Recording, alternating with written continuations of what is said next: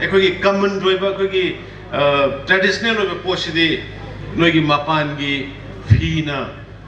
ꯃꯦꯆꯤꯟꯒꯤ ꯐꯤꯅ replace ꯇꯧꯕ ꯌꯥꯔꯣꯏ ꯃꯗꯨꯒꯨꯝꯕꯗꯨꯒꯤ business ꯑꯩꯈꯣꯏ ꯆꯪꯕ ꯌꯥꯔꯣꯏ ꯏꯃꯥꯁꯤꯡꯅ ꯇꯧꯒꯗꯕꯅꯤ ꯍꯥꯏꯗꯅ ꯑꯗꯨꯃꯁꯨ ꯑꯩ ꯃꯌꯥꯝꯗ ꯈꯪꯍꯟꯒꯗꯕꯅꯤ ꯃꯈꯣꯏꯒꯤꯗ Manipurgi nupi singna lamdam asigi shenmitlon phagathannaba hotnaba louriba thoudang asi shingthaningaini haina Chief Minister N Biren ngasi Manipur International Textile Expo Manitex houdokpagi thoram da phongdokkhre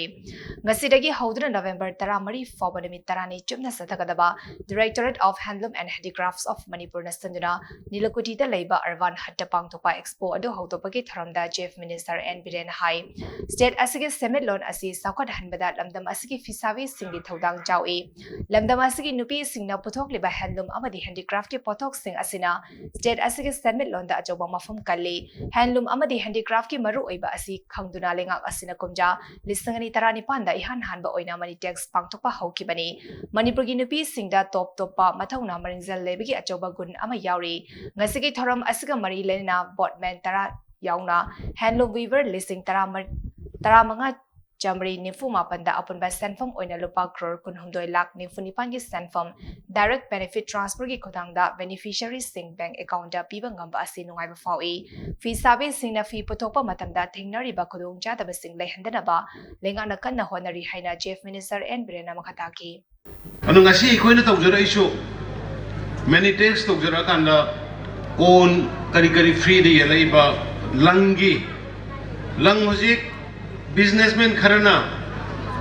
monopoly sana badung na tawriba lawning ba mamal da lawr kana kagi fisabi sinda mamantang hangal liba sugum ba se khoi ba se control tawna boi da ka khoi se ima market ki sagali ba doi da khoi wholesale na ma hang dor ba ne khoi se madai da lang sing si wholesale ji hanga kana lang sing si isa sinda khong na phangan na ba aduga ai khoi gi handloom and handicrafts ki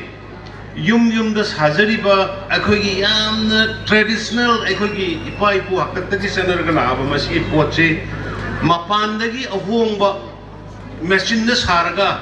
akhoi gi si malallaga masuri samanaba mahongdu samanaba but akhoi gi khudna sabagi akhoi gi laikai da sabagi madugi taste madugi value ru handara podong to pot khara lakpadagi akhoi marketing bazar da leiriba business kangbu singda koi khangan gare hairiba akhoi gi laikai da puthoiba khudai phane inafi samna hairabada hairiba yamna akhoi gi common roiba akhoi gi traditional roiba posidi noigi mapan gi fina machine gi fina replace to boy aroi madugumba dugi business akhoi changba aroi imasing ta godabani haidana adu masoi mayam da khangan garabani makhoi gi da